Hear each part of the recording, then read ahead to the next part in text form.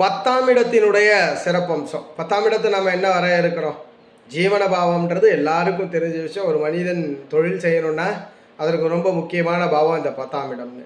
நான் 10ஆம் இடத்தினுடைய இன்னொரு முக்கியமான விஷயம் என்னன்னா, இருக்கக்கூடிய அத்தனை கேந்திரங்களிலுமே உச்ச கேந்திரமாக 10ஆம் இடம் தான் வரையறுக்கப்படுகிறது. உச்ச கேந்திரம் தான் 10ஆம் இடம். 10ஆம் இடத்திலே ஏதேனும் ஒருவருக்காவது ஒரு கிரகமாவது பாவியாவது இருக்க வேண்டும் என்று ஜோதிட சாஸ்திரங்கள் சொல்லுது. அப்போ 10ஆம் இடம் என்பது ஒரு மனிதனுடைய ஜீவனம். இந்த பிறவியில் பிறந்த பிறப்பிற்காக எதை செய்ய போகிறார், பிறந்த பிறப்பிற்காக ஜாதகர் எதை செய்ய போகிறார் என்பதை இந்த 10ஆம் இடம் தான் உறுதிப்படுத்தி காட்டுது. அதனால் இந்த 10ஆம் இடத்தினுடைய மிகச்சிறப்பு.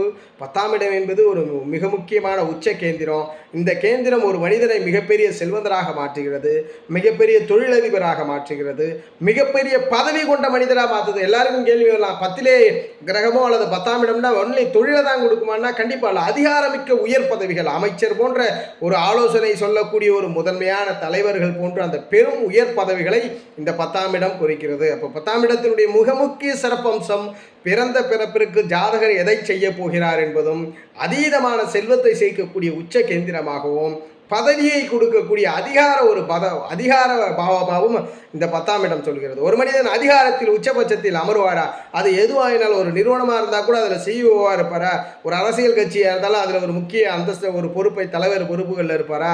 ஒரு சாதாரண ஒரு கடைநிலையில் இருக்கக்கூடிய ஒரு பிரதிபலனை எதிர்பார்க்காத தொழிலாக இருந்தால் கூட அந்த தொழிலில் ஒரு முக்கிய நபராக மேலோங்கி இருப்பதை இந்த 10ஆம் இடம் சொல்லுது. இதுதான் 10ஆம் இடத்தினுடைய சிறப்பம்சம்.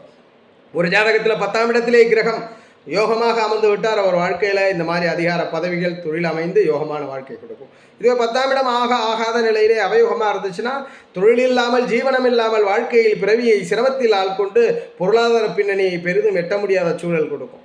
அதனால தான் நம்ம எப்பயுமே வலியுறுத்துகிறோம், எந்த ஒரு சூழ்நிலையிலும் ஒரு மனித வாழ்க்கை என்பது பிறரோடு ஒப்பிடுவது ஏற்புடையதே அல்ல. ஏனென்றால் தசாபுத்திகளும் கிரகமே ஒரு மனித வாழ்க்கையை முடிவு செய்வதனால் ஒவ்வொரு மனிதனும் பூமியில் பிறந்ததற்கு காரண காரியம் உண்டு. யோக மகாதசை ஒரு மனிதனுக்கு வெற்றியை மிக எளிதில் கொடுத்துரும்.